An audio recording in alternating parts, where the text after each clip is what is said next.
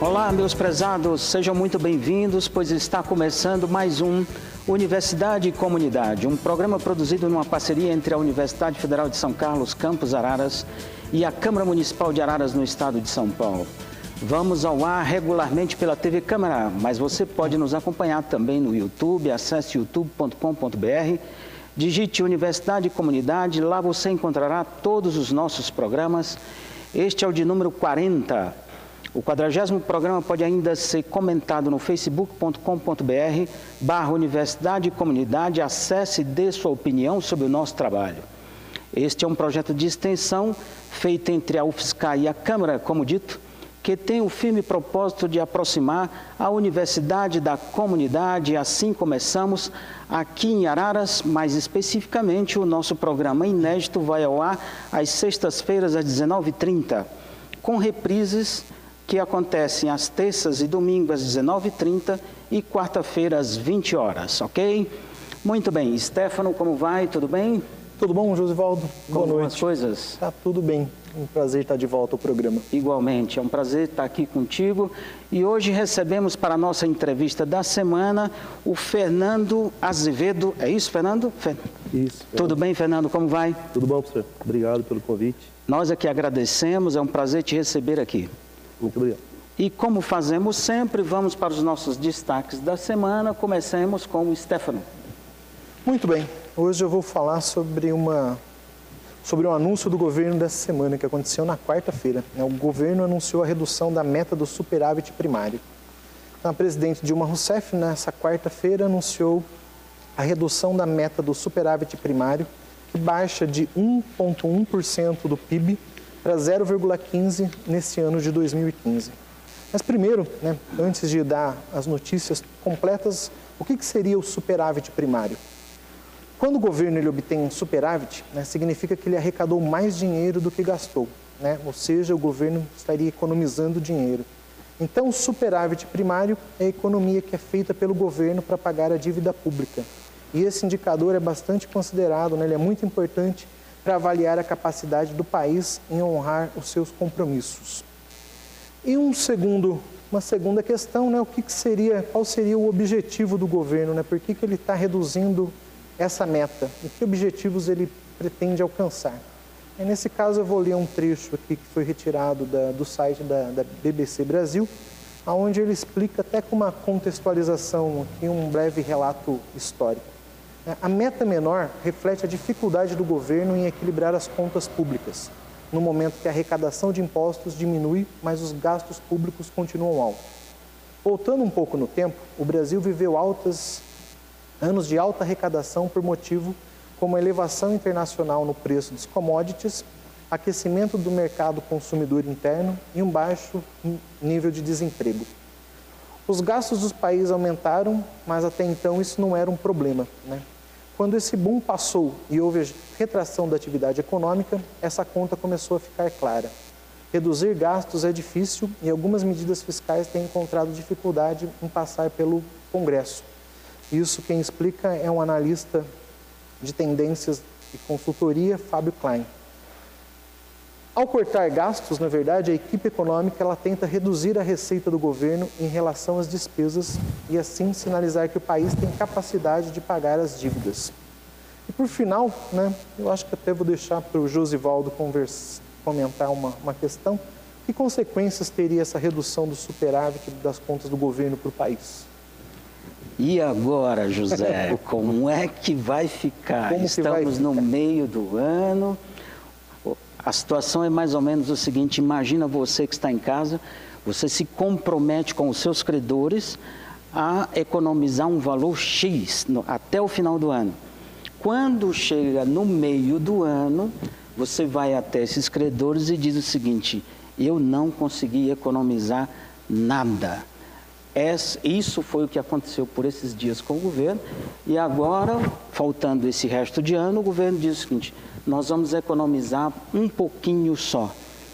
O que quer dizer que a conta vai ser jogada para os anos subsequentes, ou seja, a recuperação da economia brasileira vai demorar um tanto meio grande.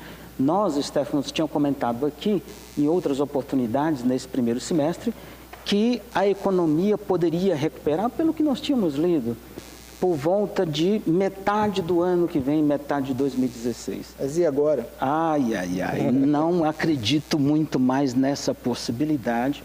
Há uma séria perspectiva de que essa recuperação demore ainda mais. A única boa notícia dessa história toda é que pelo menos o governo está encarando agora as coisas de uma forma um pouco mais realista, né? De modo tal, a ponto de vir a público e dizer o seguinte: nós estamos com dificuldade e essa dificuldade precisa ser sanada num prazo um tanto mais longo. É preocupante. As crises, acho que nós já comentamos aqui, elas acontecem de um modo geral representando algumas letras. Existem crises que elas são dadas por um W, ou seja, desce, sobe um pouquinho, desce de novo e depois sobe. A crise ela pode ser representada por um V, onde desce e rapidamente sobe. O crescimento, né, decrescimento e crescimento. Pode ser representado por um U, ou seja, desce, fica no fundo do poço um tempo e depois sobe.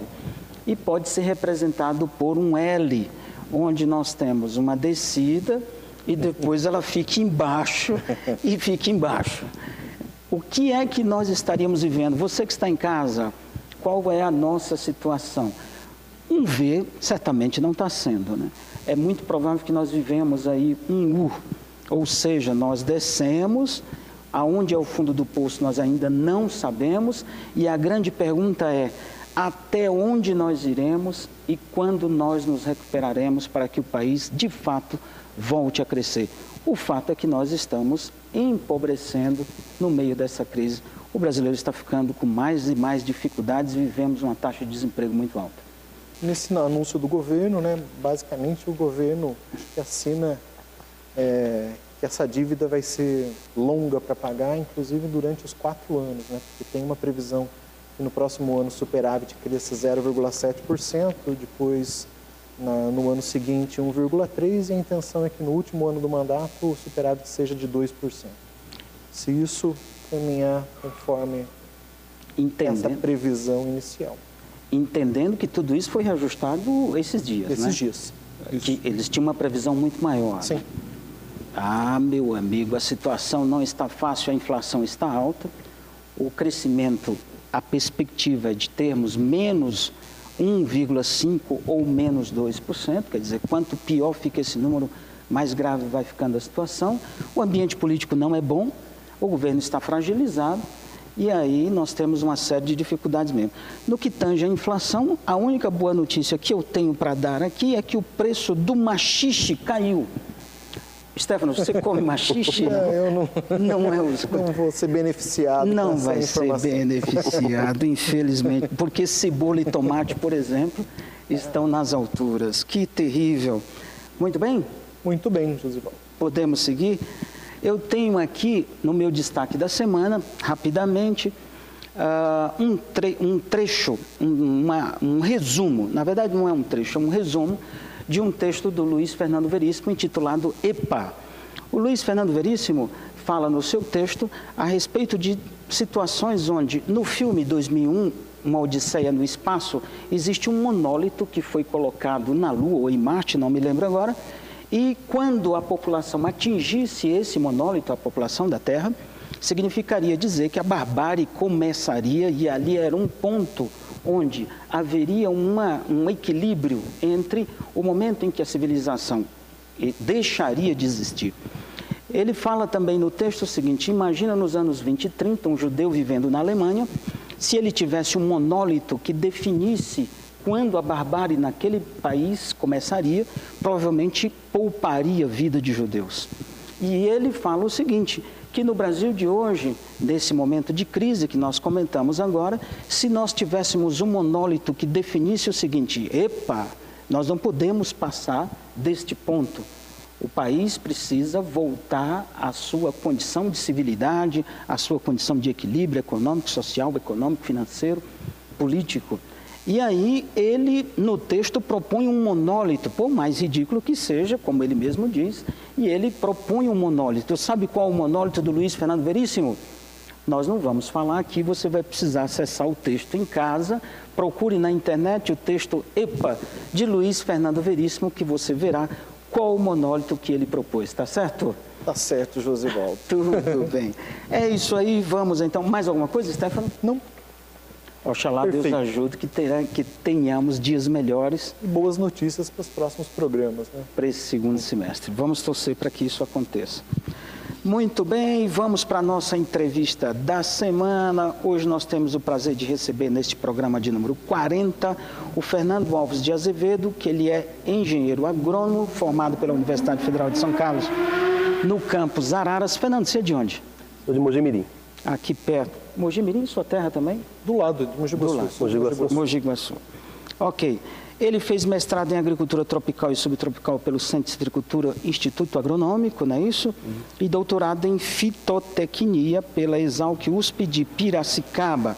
Atualmente trabalha como pesquisador científico no Instituto Agronômico, IAC, setor de citricultura, na área de fitotecnia, citros. Ele vem falar sobre a citricultura brasileira, este ramo tão importante para o agronegócio brasileiro, tá certo? Fernando, mais uma vez, muito obrigado pela tua presença, é um prazer te receber aqui. Como é que está a citricultura brasileira hoje? Bom, primeiramente, agradeço mais uma vez pelo convite. É muito prazeroso voltar a falar com vocês aqui na UFSCar. Parabenizo pelo programa, né? Essa parceria com a Câmara, isso é muito importante para a comunidade. E como egresso do campus, eu fico feliz pelo convite e poder contribuir com o programa. Bom, a citricultura brasileira, apesar de muitos acharem que está no caos, que está no fundo do poço, que está lá na base do U, como você comentou, ela ainda está se sustentando. Nós somos ainda o maior produtor mundial de laranja. Perdemos o posto para a China como o maior produtor de citros. Quando a gente vê todos os citros, laranja, tangerina, limão e outros citros em geral, perdemos essa posição de primeiro produtor para a China recentemente. Mas laranja, que é o nosso carro-chefe, continuamos sendo o maior produtor mundial. Tá, ok. A atual situação, eu não imaginava que o Brasil fosse o maior produtor. E quais são os itens que compõem essa cesta, vamos dizer? Bom, basicamente no Brasil 80% é laranja. A gente tem também os limões, né, verdadeiros, seria o limão siciliano, que não é muito produzido e consumido pelo brasileiro, que é aquele limão amarelo. Temos a limaça Tahiti, que é o limão Tahiti. E as tangerinas, né, a poncã, a murcote, que são bastante consumidos. Há também os pomelos, os grapefruits, que não são muito consumidos. Existem plantios aqui no Brasil, mas pequenos. O nosso carro-chefe é a laranja, que vai para a indústria e é moído, esmagado e vira suco concentrado, congelado, que vai para a exportação, a sua grande maioria. 97% do nosso suco que nós produzimos vai para a exportação. 97%? 97%. E nós somos o maior produtor mundial. 56% de todo o suco produzido no mundo é brasileiro. E desse total que nós produzimos, só 3% fica no nosso mercado interno. É uma fatia muito pequena. É bastante interessante. Na verdade, essa porcentagem dos sucos era uma pergunta até que eu iria fazer. 97% então, da laranja vira suco no Brasil e ela é exportada. E 97% do que nós produzimos de suco é exportado. Da laranja, 70% do que nós produzimos vira suco. 30% fica no mercado interno para ser consumido em fruta in natura. Aí não exporta, ela é consumida muito no mercado. 0,2%, 0,3% se exporta de fruta in natura. E o Brasil é o maior produtor de laranja. O maior produtor de laranja. E a laranja também tem variedades? Sim, sim. Temos a principal laranja pera, né, que todo mundo conhece, está no mercado, né, a dona de casa conhece, que pode ser feito suco ou então consumida in natura. Há outras variedades também sem acidez, as baías, né, de umbigo, tem outras variedades também. De preferência para fazer o suco são as laranjas peras. Pera é a principal. Quais são os estados do Brasil que produzem, quem que é o estado mais expressivo, né? São Paulo é o principal produtor, nós produzimos mais de 80% da laranja e dos citros do país. O Paraná tem crescido bastante, Bahia tem bastante laranja, Sergipe, nessa ordem mais ou menos, e tangerina, isso para laranja, eu falei, né? Paraná, Minas, Bahia, Sergipe, sendo São Paulo o principal. Tangerina é um pouco mais dividido, a gente tem São Paulo, não é o maior produtor, ele é o segundo maior produtor, Minas Gerais, Paraná, Rio Grande do Sul, Santa Catarina, que são um pouco mais dividido a fatia, né, da porcentagem de produção. Mas laranja, São Paulo é mais de 80% da nossa produção. Da produção brasileira. Entendi. Você até tinha comentado, iniciou a sua fala falando que a produção do Brasil não está no fundo do poço, ainda está se sustentando. Mas teve algum momento de crise, essa falta de água agora do último ano, isso prejudicou a produção de citros no Brasil? Prejudica. Essa última safra a gente teve uma queda. A gente pegar os dados aí dos últimos anos, a gente reduziu a nossa produção em 20%, nos últimos 4, 5 anos caiu 20%. É preocupante, porque é um número considerável, né? 20% do total, em poucos anos. A área caiu até, em 10 anos, caiu quase 40%, por incrível que pareça. A gente perdeu, todo mundo comenta, né, que está perdendo área para cana, principalmente, né, em São Paulo. Isso é verdade. A gente já teve quase 800 mil hectares aqui no estado, e hoje a gente tem pouco mais de 500 mil hectares com laranja, e dá quase 40%. E, porém, com a incorporação de tecnologias como a própria irrigação, a gente tem 25% da nossa área, hoje tem mais de 100 mil hectares irrigados, e também o uso de adensamento, que seriam diminuir o espaçamento entre as plantas, colocar o maior número de plantas no hectare. Hoje a gente incrementou, em 10 anos, a gente colocou 35% mais plantas na mesma área. Os plantios novos hoje têm 35% mais plantas do que tinha há 10 anos atrás, e isso incrementou a produtividade das nossas fazendas, né? Na mesma ordem, não? 35% também aumentou? Até mais, a gente tem áreas. Mais? Com a irrigação a gente consegue até dobrar. Com adensamento e com a irrigação a gente chegou em áreas de dobrar. Em números, perdeu área 40%, mas dobrou a produção. Quase, não chegou a dobrar. Quase dobrou a produção. A gente, essa queda de área não acompanhou em queda de produtividade. Pelo contrário. Quanto tempo isso? Isso em 10 anos. 10 anos. Isso em 10 anos a gente conseguiu recuperar com novas tecnologias aí, e um incremento de plantas por área, né? E a irrigação também ajuda bastante. Todo o manejo, né? O citricultor paulista, principalmente, ele é muito atento às novas tecnologias. Então, ele está sempre modificando as técnicas de cultivo e está sempre se mantendo. É um ponto bastante positivo, né, do nosso citricultor. Ele é muito dinâmico. Entendi. Honestamente, me surpreende, porque num primeiro momento eu achei que, inclusive, nós tivéssemos uma drástica diminuição da produção em função de alguns problemas de doença que aconteceram recentemente. Né? A gente tem uma doença muito importante hoje, que é a principal doença dos citros, que é o greening, ou HLB. Todo mundo já deve ter ouvido falar, na televisão, no rádio, hoje se fala muito. É a doença mais devastadora da cultura. Ela ocorre na China, na África do Sul, nos Estados Unidos e aqui no Brasil. E a gente já perdeu milhões de plantas aqui no Brasil. Mais de 5 milhões de plantas já foram erradicadas por causa dessa doença. Mas o que tem compensado é essa questão que a gente estava comentando da tecnologia que o produtor tem adotado. A gente perde planta, mas a gente está adensando e está irrigando, e a produtividade tem se mantido. A gente tem essa redução que a gente comentou, mas não chega a ser proporcional à queda de área e essa erradicação que a gente está tendo. E como é que está a situação do green hoje? A doença está aí, está no campo, e tem até um levantamento recente que saiu, que foi liderado pelo Fundecitrus, junto com a Universidade de São Paulo, campus lá de Ribeirão Preto. Eles chamaram de PES, né, que é um levantamento que foi feito, um inventário, né, que foi feito de todos os PES, todas as plantas, né, do estado. Tem pelo menos 2 ou 3% de plantas hoje abandonadas no estado com greening.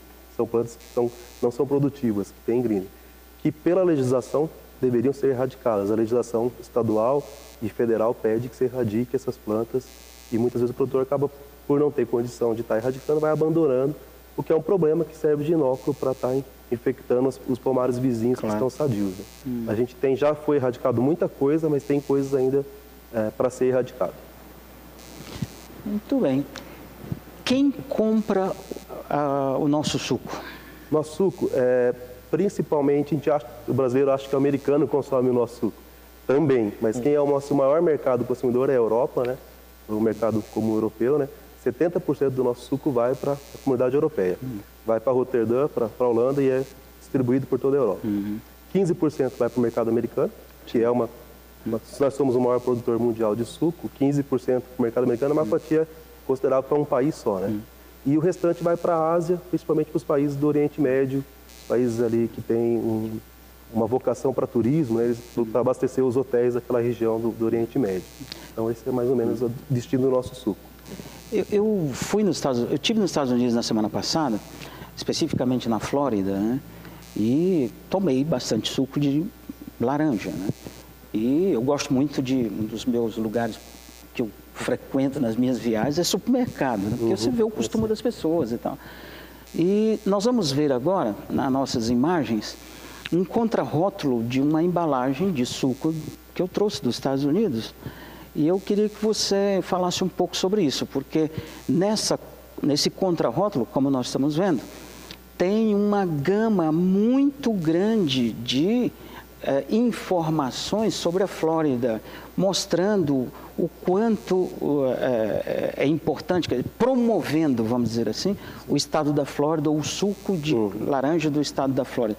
Como é que está a situação do Brasil, Fernando? Entre Brasil e Estados Unidos, houve, num passado recente, alguns litígios, acho que foi até para a OMC. E como é que está essa situação hoje entre esses países? A gente, infelizmente, os Estados Unidos têm um embargo, né, para o nosso suco, eles têm uma taxa, né? O nosso suco é taxado para entrar lá nos Estados Unidos e eles não têm o subsídio declaradamente dito para o produtor produzir lá, mas eles têm uma taxa para sobretaxa o nosso suco que entra lá, que não é barato. Não é muito baixa, por volta de $800 a tonelada do nosso suco quando chega nos Estados Unidos. É um protecionismo que eles têm com esse suco nosso. E realmente, como você disse, eles fazem essa propaganda do suco como se fosse 100% Flórida. A Flórida é o estado da laranja, né? Tem estádios de futebol lá, o Orange Bowl, que eles fazem esse paralelo com laranja para tudo, né? E possivelmente o suco que você tenha comprado pode ser brasileiro, porque esses 15% que nós exportamos para eles é muita coisa. Só faltar, estou lá, vou tomar um suco. Exatamente.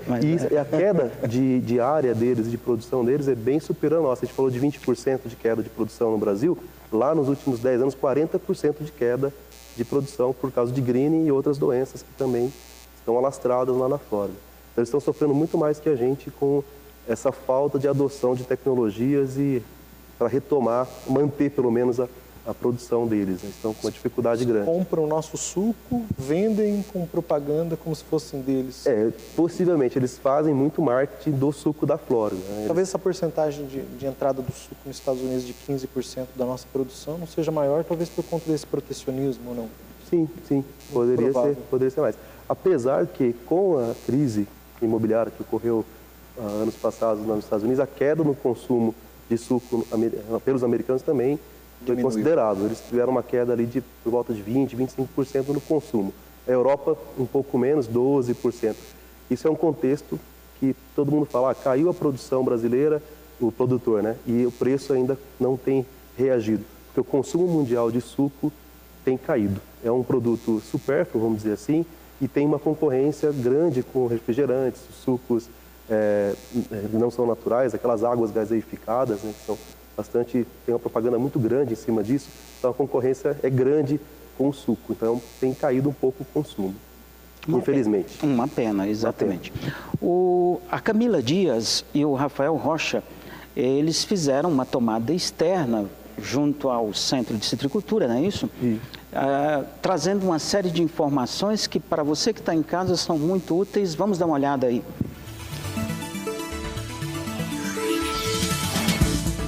Olá, hoje estamos no Centro de Citricultura Silvio Moreira e vamos conversar com o pesquisador Fernando Azevedo. Fernando, quais são os principais citros que existem?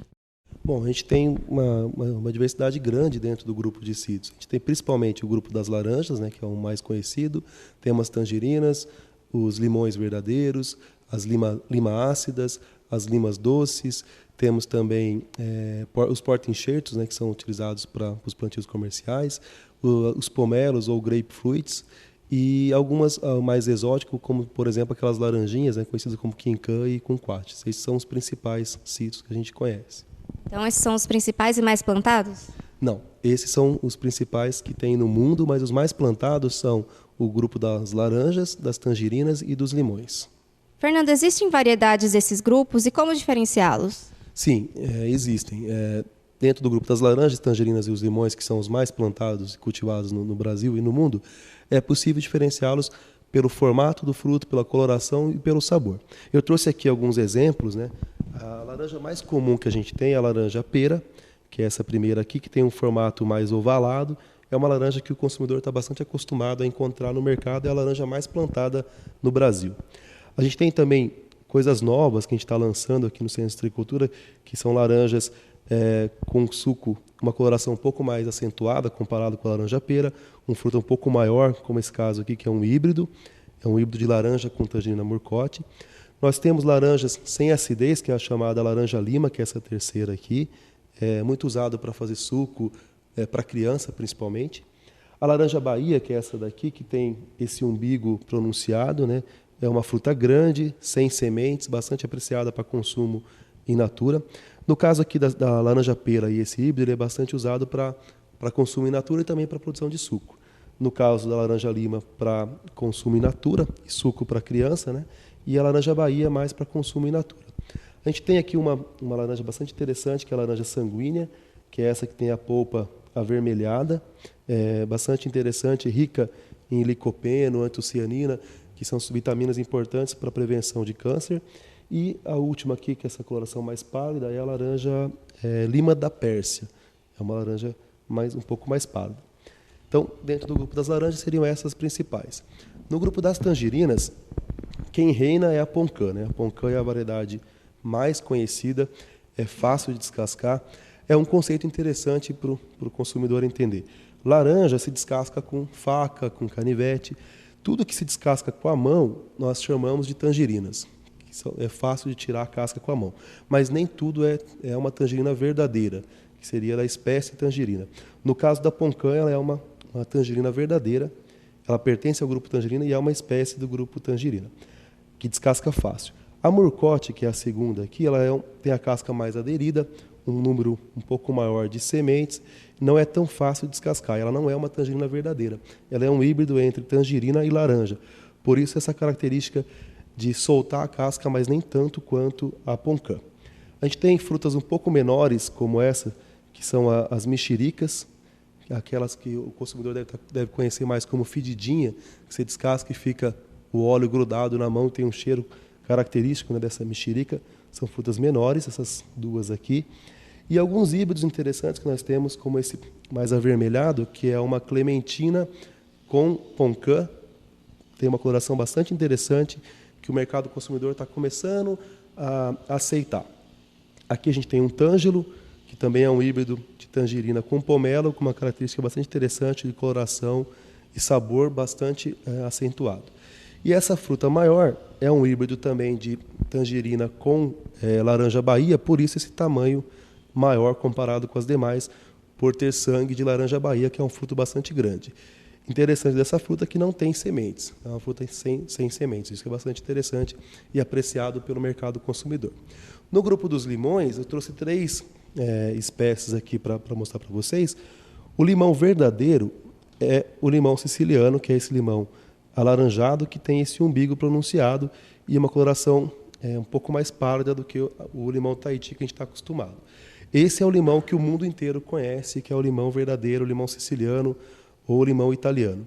Nós, brasileiros, estamos acostumados com o Tahiti, que é esse fruto verde, sem sementes. O limão siciliano tem sementes e não é um limão verdadeiro. Por incrível que pareça, o Tahiti não é um limão, ele é uma lima ácida. Mas o brasileiro batizou de limão, esse é o nosso limão. Mas, na verdade, o siciliano é o limão verdadeiro e o Tahiti é uma lima ácida. Por último, a gente tem o limão cravo, que é bastante comum em quintais, né? O pessoal gosta muito para temperar a carne. É o limão cravo, o limão rosa, esse limão avermelhado que tem sementes, muito conhecido do brasileiro também. Esses são os 3 grupos principais que nós temos de citros cultivados aqui em São Paulo e no Brasil. E essas são as variedades que a gente tem disponível hoje em grande quantidade para serem plantadas. Obrigada, Fernando. Voltamos ao estúdio.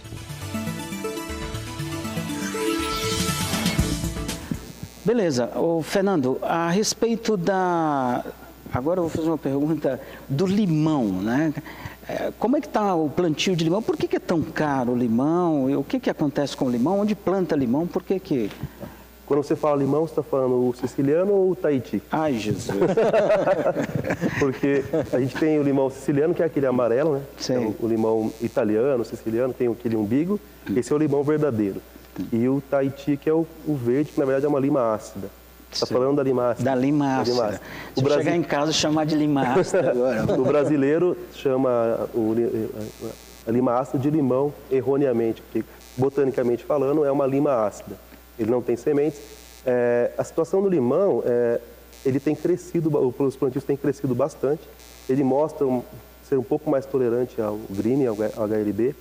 Então o manejo dele é mais simples do que o da laranja. Tem menos problemas com fitossanidade em geral. Então tem crescido bastante. O suco do limão tem sido aceito no mercado externo hoje, está começando a crescer. E a exportação in natura da lima ácida Tahiti é maior do que a de laranja e tangerina juntas, hoje pelo Brasil. A gente exporta muito mais Tahiti in natura. É comum a gente ir para o exterior e encontrar o Tahiti brasileiro lá nas gôndolas dos supermercados. Infelizmente, ainda ele é considerado exótico na Europa e na Ásia, porque eles estão acostumados com o limão amarelo, que é o limão siciliano. Então, o Tahiti é uma fruta exótica, mas tem sido trabalhada. Inclusive, o Ministério da Agricultura faz feiras, tem algumas feiras na Europa, eles apresentam o Tahiti junto com a nossa cachaça e com o nosso açúcar. Então, o que vai dar isso? Uma bela caipirinha. Famosa caipirinha. Então, é 3 produtos genuinamente brasileiros, né? Então, acaba que um ajuda o outro a ser promovido lá na Europa. Principalmente na Europa, né, que é um grande mercado. Mas tem crescido muito, é um produto muito bom para ser exportado, principalmente. Tá joia. Fernando, nosso tempo acabou, infelizmente, a nossa conversa estava muito agradável. Muito obrigado por você ter vindo ao nosso programa, foi um prazer te receber. Eu que agradeço, fico lisonjeado pelo convite e poder contribuir, como eu disse, um egresso da universidade, isso, por perto do campus, é muito importante. Muito obrigado. Muito obrigado. Stefano, foi um prazer. Foi um prazer também, Josivaldo. Nos vemos na próxima. Boa noite. É isso aí, assim encerramos o nosso Universidade e Comunidade. Um grande abraço, tchau.